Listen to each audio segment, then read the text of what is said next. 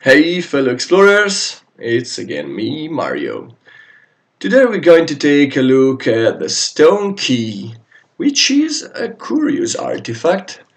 It can be the best possible compass to points conversion in the game because you can actually spend 3 compasses on it and get a whopping 6 victory points out of it, which is going to be very, very, very good most of the time. So for this reason, Stone Key, I think it's pretty much always going to be a good late game purchase. Uh, there's a caveat though. You should not use an idle slot just because you know you're going to get stone key. You still want to take these conversions only if you get more out of those resources than the points you're paying for it. So if you use a spot that's worth 4 points, you really want to use the resource you get to be able to defeat a guardian or to take the last step on the temple or to do things like that. You don't want to use this one just to advance the book a bit down here, which is not going to be worth many points most of the time late in the game, just because you know you're going to get stone key and unlock that idol again.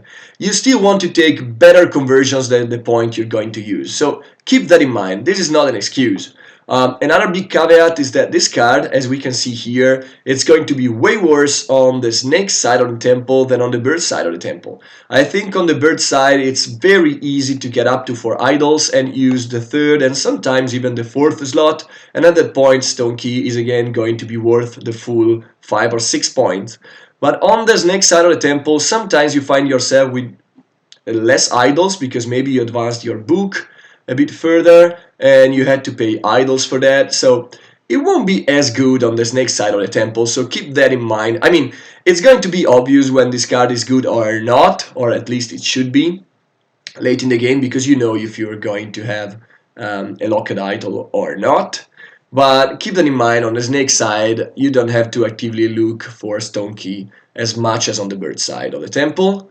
The last caveat is that stone key, as with every artifact that gives you straight points and pretty much nothing else, don't really they don't really want to get into your deck. You don't really want to draw into stone key again.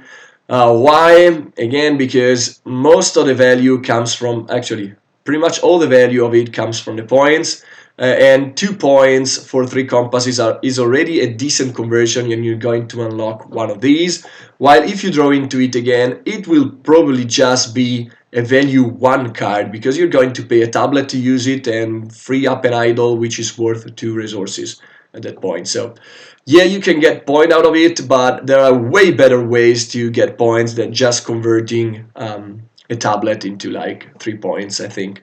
Most of the time. I mean, it still looks decent as I'm saying it out loud, but again, remember that stone key shouldn't be an excuse to lock more idol in, so it's not really worth 3 points unless you find a better conversion from the resources that you get than those 3 points or 4 points. So be careful with that. A big part of the value of stone key is that it's worth 2 points for 3 compasses already. So when you play it again, you won't get those 2 points again. So I think that people should look at it as a last round purchase, maybe sometimes on the first one if you're pretty sure you are not going to draw into it, or if you're sure you can afford to have like a spare airplane icon to use on exploration.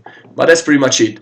So I would avoid drawing into stone key, but I would take it pretty much every time that I see it late game on the bird side of the temple, and sometimes even on the snake side. It depends on what else is going on, of course, but that's my opinion on stone key.